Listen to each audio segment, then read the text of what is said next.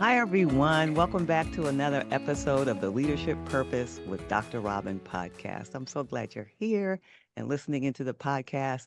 I really appreciate you for listening in. I know I say it all the time, every episode, and I'll continue to say it because the appreciation is real.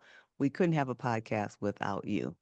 And because you've been such faithful listeners, we've been ranked in the top 5% of all podcasts globally, according to Listen Notes. So thank you for listening in. And would you do us a favor and go ahead and submit a review of the podcast? It'll help us keep it going and share the podcast with a friend.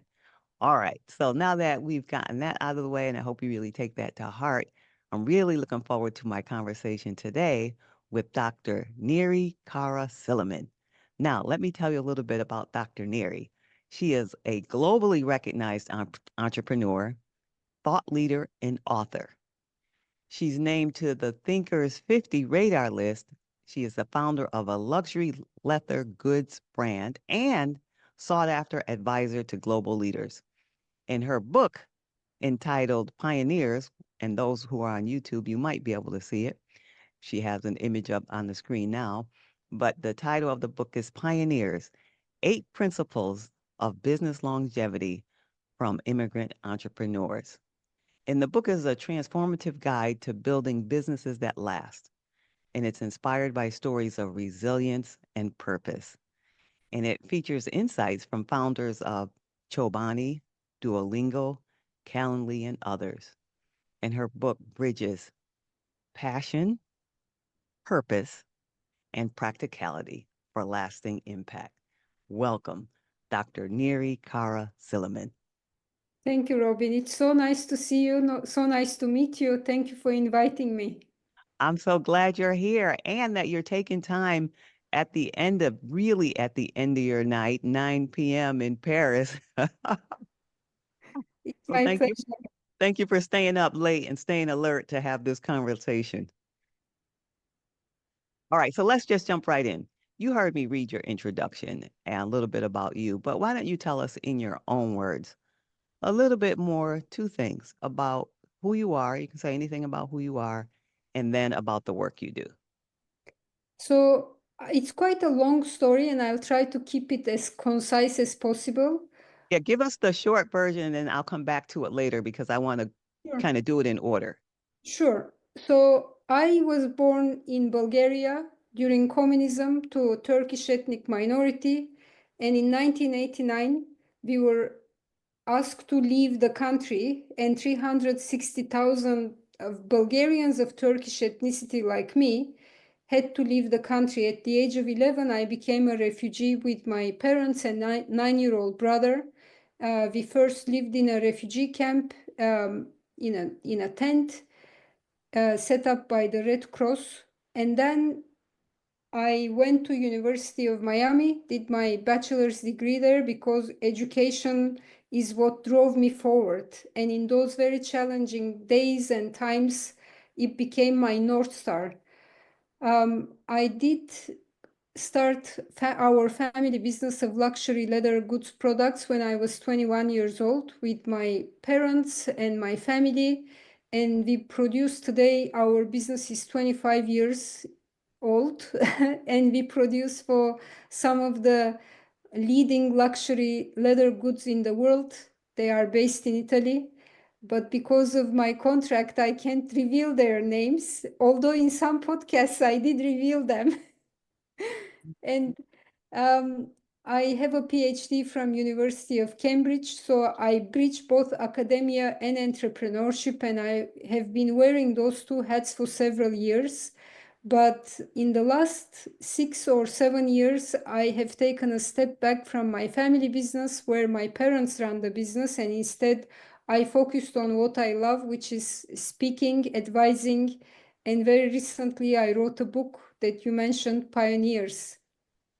I love that. Everything about that journey. Wow, I'm sure there's a lot to unpack. Okay, all right. So you mentioned that after the long journey, say more about what you're doing now. You said this is your passion. Tell us more about what you're doing currently. Sure. Uh, I was an associate professor at a business school here, and I resigned in order to well, I became a mother. So that was like a very big decision factor in everything I did at the time. And I started a company called Moda Métier, which is a consultancy working with fashion and luxury brands. And I'm also an entrepreneurship expert at University of Oxford, where I work with startups and advise startups and basically students who have an idea for a business, but they end up making it into a reality. I wrote 2 books in the last 6 years, even less than that. One was called Fashion Entrepreneurship, Creation of the Global Fashion Business, and the second one is called Pioneers. In a nutshell, that's what I'm doing at the moment. Okay. I mean, there's so much. Right now, my brain was just like sorting through like 10 questions that came at the same time. So I'm trying to now get them back focused in. All right. Because I have two that are competing right off the top of my head. But let me say what I noticed so far. The through line through your journey that you shared already, entrepreneurship has been there throughout the way, from your early years through the trials and then your family's business, and then as you go on. And both of your books that you mentioned feature or highlight entrepreneurship, and you've done your own version. So because that's the theme that's jumping out at me, I'll tell all those other 10 questions to hold on. Hold on, and let's talk about this topic of entrepreneurship. Okay. So now when you were think about in your early development, I know the parents had the business. When was there a time when you thought about yourself as being in business? I mean, when you were a little girl, little Neri, was there anything about business that was on your mind? Because I see it came through later in your life.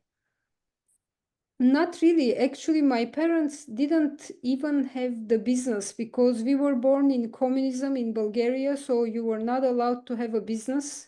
And we were ethnic minorities, and that meant in 1980s, Bulgarian government carried out an ethnic assimilation campaign against our own ethnicity. Our names were changed. We were not allowed to practice our religion or culture.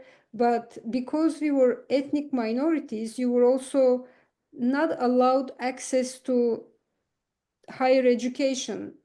You don't have the same opportunities as other people would necessarily. And in an indirect way, entrepreneurship was there because my family was very poor, so they had to find ways to make a living in a way that will allow them to not be dependent only on the communist government. My father would make garage doors for our neighbors and other people and make additional money.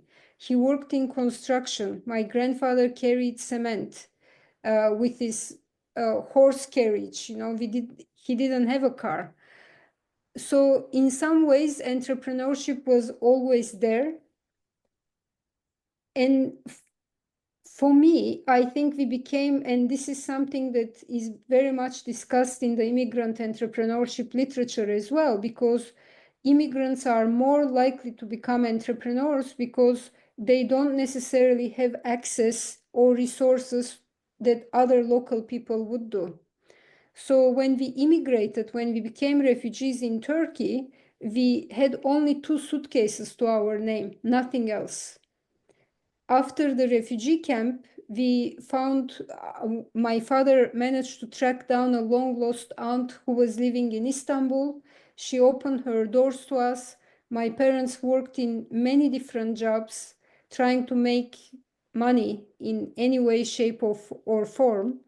And in the end, they become entrepreneurs because there are not opportunities available to them to have paying jobs that will allow them to rent a home and so on. So my dad, I mean, this is very much early days, but he became an illegal cab driver. I'm not promoting that to be the case, but you try to do whatever is possible in order to make a living and earn a living. So entrepreneurship was there, but not in this necessarily formal way in the early days. But it was always there. You are right. It makes sense. And I mean, that's amazing. Like, even with your father, they saw a need back then. Garage doors kind of looked around and said, where's the need and how can I serve? And even though we can't do it in the ways that the government would allow. So that's Absolutely. amazing. How old were you when the family was in the refugee camp? 11 years old. 11. So you were very young. Yeah. Yes, very young, and we were there several months, and then we moved to our aunt's home for two more months, 2 3 months, and then my parents managed to rent an apartment in a very rundown area, very rundown apartment with no heating. It was very challenging days, I have to say, Yeah. uh, very challenging, but it made me who I am. Yeah, and you now look how many people you're helping with your story, what you've learned in your own resilience, and now you talk about and teach and help others and write about resilience. Um, so hopefully all that you can see that all that hardship has not been in vain because now you're carrying it on to help others. Yeah, Absolutely. yeah. And so when you started in Miami, uh, we're moving forward. So you were just 11. We were just talking around that time. Now we're skipping up to when you were in Miami, and you talked about education. So what made you go to Miami? What was the circumstance around that move? Very If you good. want to call it a move, yeah. Yes, so I remember standing at the border with two suitcases to our name and having this, making a decision that I have to get a good education. The way out of this will be if I get a good education. For me to have a good life, I need to go to university. Nobody in my family has a university degree. The highest degree is the one my father had, and that's from a technical high school. It's not a university. Um, and this was my North Star when we were in Turkey in those early years, because no matter how difficult the circumstances were, I was bullied at school, but almost like it was one thing that allowed me to just keep moving forward, because I knew I have to get a good education. And the I talk about this in my book, and the failure, one of the principles when it comes to building businesses that last is about reframing failure. And I failed at the age of 18 to get into Turkish university. And your first failure hits you very hard. And as human beings, it's in our DNA. We don't like to fail. And we remember failure much more acutely than we will remember our successes. So in that moment, I think I have failed. But immediately my next thought was, what do I have to do now? What is my next step? Because I don't want to wait another year. And I found an agency in Istanbul that was helping graduates to go abroad. And there was a lovely woman who looked at my degree. I was a valedictorian. I didn't even have a A minus. Uh, Wow. so yes, so I was a very good student. Congratulations. That's what what I was focused on. And then she basically told me how it's possible to do it. I took my SATs and TOEFL and all the exams. I did everything without telling my parents. And I managed to get financial aid and got into the honors program of University of Miami. And the reason why I chose University of Miami is because they said that I can start immediately. I can start immediately. I don't have to wait another year. I don't have to wait for another uh, college year to start. So I thought, there were other options, that there were other schools that I got into in UK and in US, But that's the reason why I went to University of Miami. Okay, so you just took the one that was available first to you, and that was the one that was available first, and you started because education was so important to you. So that was a huge accomplishment, a huge accomplishment. Okay, so now you're in college. We're just kind of going through your journey, going through your kind of Yes. career journey here. All right. So you're in college, and when you were in college, what were you thinking? Did you have an idea of what kind of work you wanted to do, or were you there to just explore? Oh no, I was not there to explore I because kind of had a feeling that you had a plan from early years and you were sticking to it. But anyway, let's hear. I was there to study business because I wanted to know how, at the age of 16, back in Turkey, I worked as a translator to leather producers, taking them to Italy, and really learned about leather manufacturing and so on. And I wanted to, again, having this immigrant background, I want to have a better life, better finances, and I do not want myself to live in poverty or my family to live in poverty. I was very focused on learning how businesses were created and what creates iconic businesses, what creates businesses that last. So you are seeing now the title of my book, but the foundation of that started at a very early age. I was very curious to know how is it that Procter and Gamble lasts? How is it that we know the name of Chanel, but not necessarily of Paul Poiret, let's say, or Charles Worth? So what is it that some brands last, some businesses last, but others don't? And it was, I graduated in 2.5 years, but in my very last, uh, in order to have a departmental honors, I needed to write a thesis or a business plan. So I chose to write a business plan. And that's the business plan that became our business today. That's amazing. That's amazing. Yeah, If you think about it, you probably are just going through it and not even noticing, but I just want to pause here to recognize how amazing that is and that you've been thinking about this for a long time. And we, the readers now of your book, will get the benefit of all those years of thinking and working. So now that I mentioned the book, let's talk about that a little bit. sure. Tell us the main premise of the book. The main premise is I started with the question because, as I said, I'm very curious to understand what is business longevity, what creates a business that lasts.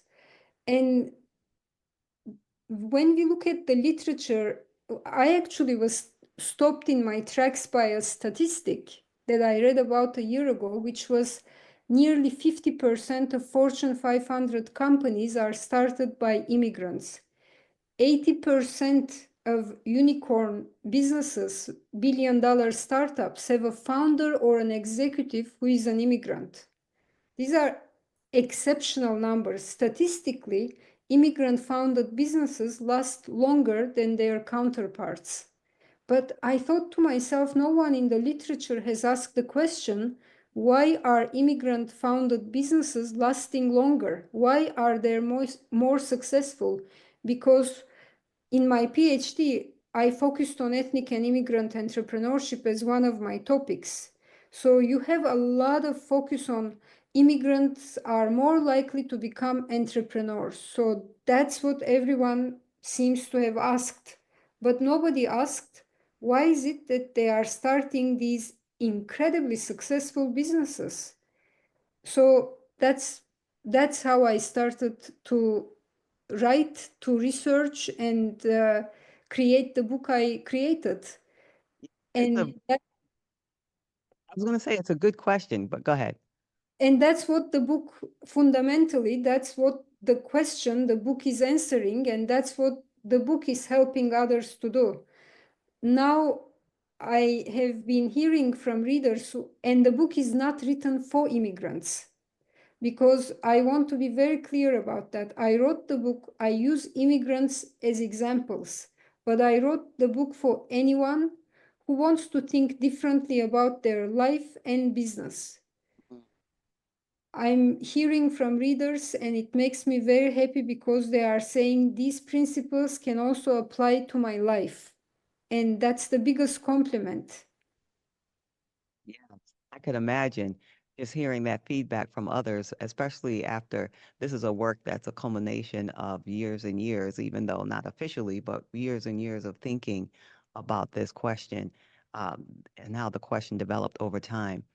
All right, so let me just ask you one more question about the book, and then we'll go back to your career journey.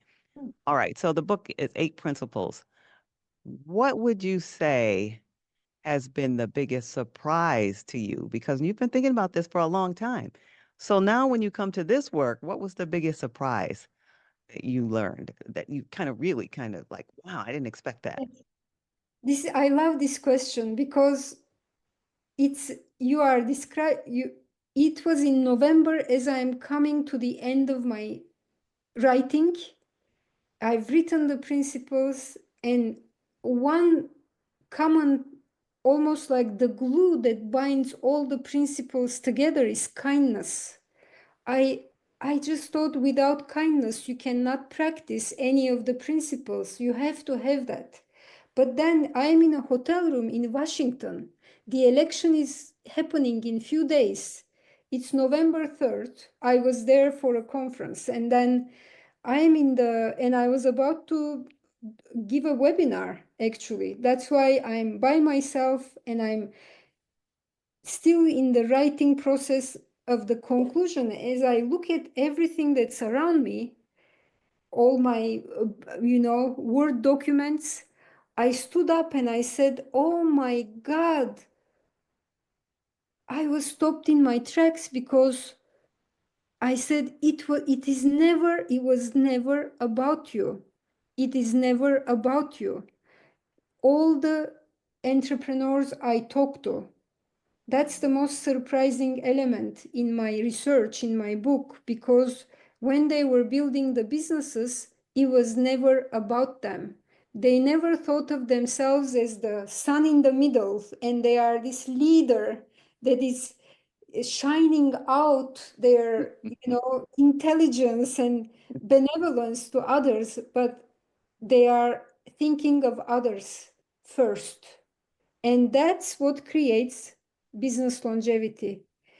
And even in the book, I start with that and say we need to rethink what business longevity is even about. Because when you look at the classics of business longevity, the businesses they studied didn't necessarily last, or even in Japan, the longest lasting businesses are in Japan, and even they end at some point. So almost think of, forget businesses. You can live for 120 years, but what have you done with your life? What is the impact? What is the impact of your life, of your business?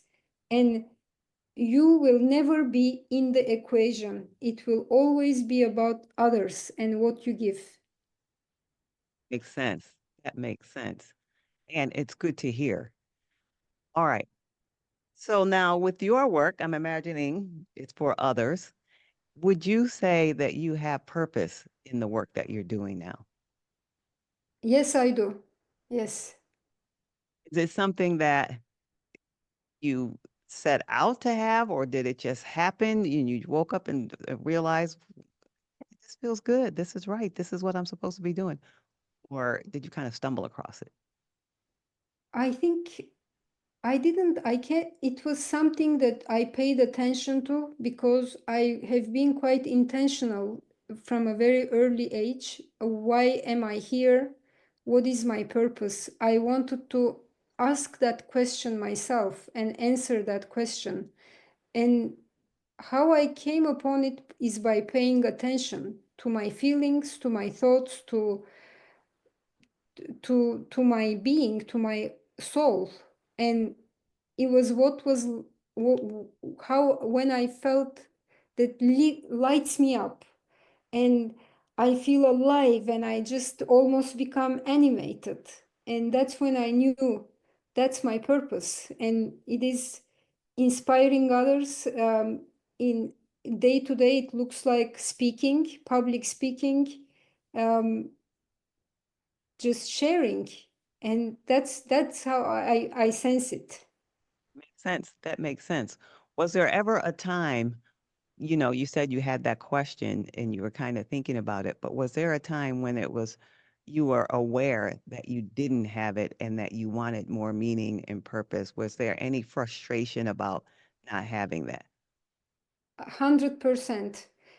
And it was when I didn't listen to myself. I was too afraid to even listen to myself, and because of what I would hear. And once I was able to hear it, it took courage to voice my needs and stand up for myself. And that's when everything changed for me. Oh, I think that is really going to speak to a lot of people, that issue that you just talked about. Can you say a little more about that? You said, was there something in particular that you knew that Yes, yourself was telling you that you were ignoring? absolutely. So this will sound maybe funny because I talked about building a business with my family, and I'm very proud of the work we have done. It's a blessing, and it has been a blessing to countless other people. Um, but I also, because of my family and my background, I have this obligation. You have this sense of I am the good daughter. I have obligation towards my family. My father had an obligation to his family, and so did his father, and now it's my turn. And it's very difficult to, especially in my culture, to say, I'm not doing that. I am not doing that, because it's like a domino effect. Once you say that, there are things that will shift, and takes a lot of courage in some way to say that. So around the age of 35, I remember very clearly sitting at the kids table at my friend's wedding in Turkey, and just realizing I'm living my life for someone else, and I have to stop. So I went to my family and I basically told them I'm going to take a step back from the business. Here are the credit cards, and I imagine myself if I'm on a remote island, desert island, and I have to make a living. What can I do? I will teach. That's what I can do, and that's what I like doing. So I started applying now. I'm getting back to academia, polished up my CV and sent it out to all the universities in the world. I was single at the time, so there was nothing to hold me back. I got a response from a university in France and became an associate professor here in France.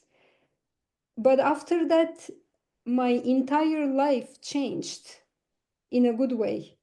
It changed because I started to live from my truth, and I started to live from my power, and started to speak up. And that's when I started to live my life that I was supposed to live. Yes, yes. That makes a lot of sense. I'm really struck. I want to go back to that moment when you talked about being at the wedding and Mm-hmm. you had that insight. That's a little bit before the time where you had, like, what do you think allowed you to have that insight that day? Like, I'm going to be true to who I am. D- Can you recall, did something lead up to it? Was there a final straw, so to speak? Was there, like, what helped you get there? I do, and I've been trying to actually identify the book, but I was reading a book on the beach that day. And I'm thinking it's either David Rico, Riccho is the last name. He has written many good books, but he has like, uh, he has a really interesting book about accepting. And I have gotten into meditation, into just not in a very deep way, but listening to myself, and meditation was helping me a lot with that.